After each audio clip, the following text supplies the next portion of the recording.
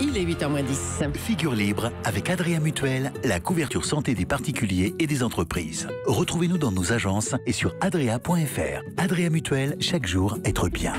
Patrick Cohen. Faut-il supprimer les allocations familiales pour les plus aisés? Le ministre de l'économie, Bruno Le Maire, ne s'y déclare pas opposé. Axel de Tarlé, on peut dire que le débat est ouvert. Voilà, alors François Hollande avait déjà de toute façon énormément réduit les aides pour les plus riches, puisqu'il a baissé 2 fois le quotient familial, et puis il a divisé par 2, même par 4, les allocations familiales, d'où cette idée maintenant d'aller jusqu'au bout. Donc pour les ménages qui gagnent plus de 6 000 euros par mois, on supprime tout, on prend donc les derniers 60 euros qu'il reste. L'avantage est double.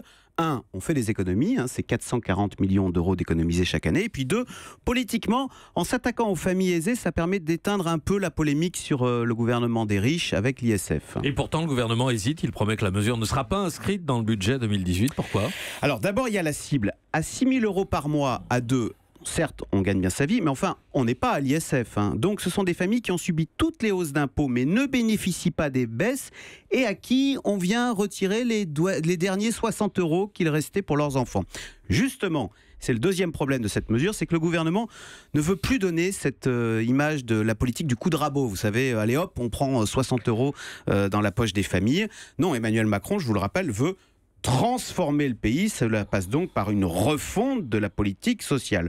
Le problème, c'est qu'en l'occurrence, si on ouvre ce débat des prestations sociales, il est glissant. Parce qu'aujourd'hui, ce sont les allocations familiales qu'on supprime pour les plus riches. Mais demain, ce seront pourquoi pas les petites dépenses de santé. Or, c'est là le principe même de la sécurité sociale pour tous. Riches et pauvres, tout le monde doit être traité de la même façon. On voit que c'est le début de la fin. Donc vous voyez, 60 euros, ce n'est peut-être pas une somme gigantesque, mais c'est un débat beaucoup moins anodin qu'il n'y paraît. Axel de Tarlé, Vincent ? Supprimer les allocations familiales, c'est un débat qui est pas simplement social ou politique, c'est aussi quelque chose de très symbolique. En 2015, il y a eu pour la première fois depuis 20 ans, il y a eu une sorte de petit tassement démographique. On a inversé la courbe. En 2016, ça s'est aggravé, ça colle avec effectivement cette politique. On a la même chose en Suède, en Allemagne, en Grande-Bretagne, en Russie, en Pologne, c'est partout la même chose. Alors qu'est-ce qu'on veut ? Est-ce qu'on veut compenser la chute des naissances par plus d'immigration? C'est quoi la solution qu'ils imaginent en fait à terme? Non, mais c'est vrai que la politique familiale était l'une des réussites de la France et on dit là on s'y attaque. Voilà.